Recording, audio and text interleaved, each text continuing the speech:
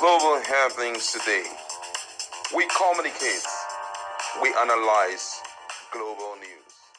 Stay tuned. Hello, great people. Welcome back to our channel. We're so excited to have you again. It was quite a thrilling moment as Peter Obi, as usual, delivered a very fiery message across board to Nigerians during the National Political Consultative Group meeting, which was scheduled to hold today, or which held today. In attendance was Atiku Abubakar. We saw Amechi there. Peter Obi also once again did what he knows best to do, bringing clarity and insight into the discussion. I'm going to allow you watch the moment where he talked about some very key important economic indices and the way he inspired hope and drive meaningful political engagement across the nation. Let's listen to him as he talked about the need to vote for competence rather than religion and tribe. In the north, and maintain, and I say maintain, the insecurity in Nigeria, especially in the north, rests on poverty. It rests on all that has been mentioned and everything.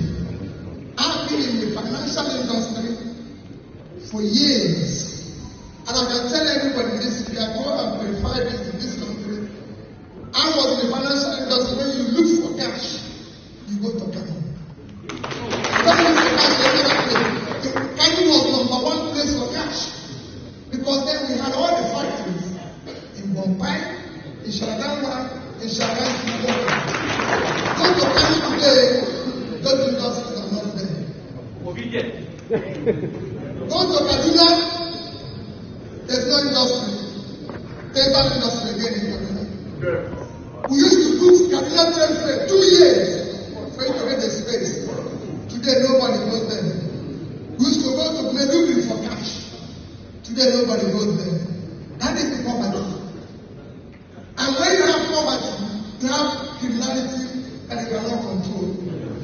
Because when people don't know where the next thing will come from, you can never control your action. And they're easy to recruit. But in all these it all rests squarely on government to solve. And I've always said the North can change Nigeria. The greatest asset of this country is in the North.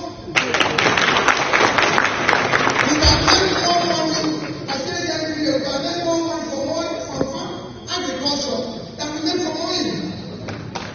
And I start to improve in everything. This entire country produces less than 6 million tons of rice. That is less than 10% of all Bangladesh production. Bangladesh is a country that lives on 148,600 square kilometers of land. That is the size of 2 northern states. Niger has 76.3 and Borno has 70.8. Is equal to Bangladesh. And Bangladesh has a population of 170 million. So if you divide their 146 by this thing, it's less than about 800 square meters, when these two states have over 13,000 square meters. It's a huge land. Niger State has the most arable land in this country, cannot feed itself. It's 76.3 thousand square kilometers.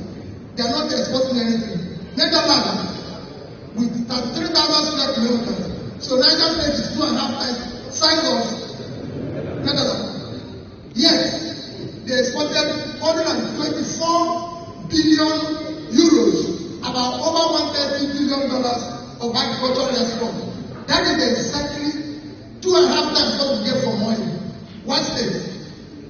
The story is the same everywhere. So the solution is in the north. Look at a state like Taraba.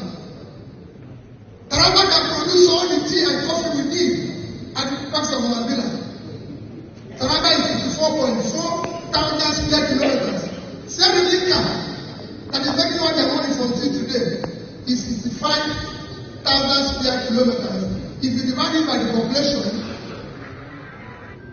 Taraba is 3 times if not more than that, of that size, and they make $1.5 to $2 billion from things. And all these things, I drive around the north and I feel pain. This year I've been to Kafanchan, to Kaduna, to Katsina, to Jigawa, all these are by road. And you see loads of uncultivated land. Go to Morocco and travel from Casablanca to Port of Niger on both sides, and you see the difference. We can change the north. Agricultural farmland in the north is dead. Why do we have to do huge projects where we are doing a road for 15 trillion? Why don't we use 1.2? If you put 1.5 trillion on insecurity in the north today, we'll start dealing with it.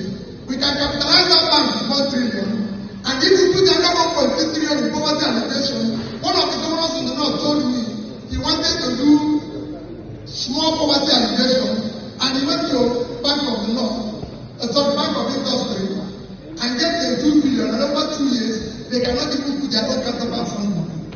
We can solve it. The more you put people out of poverty, the more you solve insecurity. I've been to prisons, I've been to places to see what is happening. We need to change it. It is very easy. We need to invest in education. We can't talk about free universal education when people are not going to school and children are not in school. I have taken time to go to the north, sometimes there are very children that are the most brilliant people God created.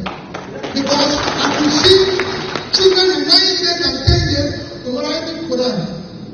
If they can't go to school, we'll take school to them. Where they're learning Quran, they can learn English, they can learn mathematics, they can learn it. It's very easy. And we are doing it in Kaduna, there's working. I went to one in Kaduna, I visited there with my brother Daddy. When they provided them, I'm paying their teachers now, provided them toilets, provided them everything. If you see the kids, they are changing. Let's invest in them. That's our assets. That's the assets we need. That's the doctors we need. We have a great country that can be changed if our leaders can change the humanity, invest in humanity. It is very easy, it's not a difficult thing. And all I plead with all of us, like Guinness is for us to build trust. I know we have issues here and there and everything. This is time for us to build trust among ourselves, believe that we are one, and we can save this country. Countries are survived by population. This is time to remove our division. We have all tried, we voted religion. Let's vote competence. It is time to start working. Let's vote capacity and competence and everything. Let's make this work. It can work. The people who, let's show that leaders are responsible. This time we play is about 600,000 square kilometers. The entire north is about 20% more than Ukraine. And I think that's more than Ukraine to support us for nothing. I think we accepted Ukraine. When they tell us you are the front line, we cannot continue that. It is unfair to us. Like I said before, Bangladesh produces about 50 to 60 million tons of rice. Nigeria cannot produce 10% of that. The entire Nigeria is 6 times the size of Bangladesh. They are 128, we are 950. You can go on and on. Small states like Vietnam that came out of war can feed themselves and export food. 5 states of the north, Vietnam is 300,000. 5 states of the north, Niger, Borno, Taraba, Kaduna, and Bauchi is about 300,000 square kilometers. That's what Vietnam is. And today, Vietnam does 10 times our export. My dear people, our problem can be solved from the north. When we take the focus and invest in the north, what the north requires is investment, support, policies that can drive it, and it is doable, and this is something we can see changing as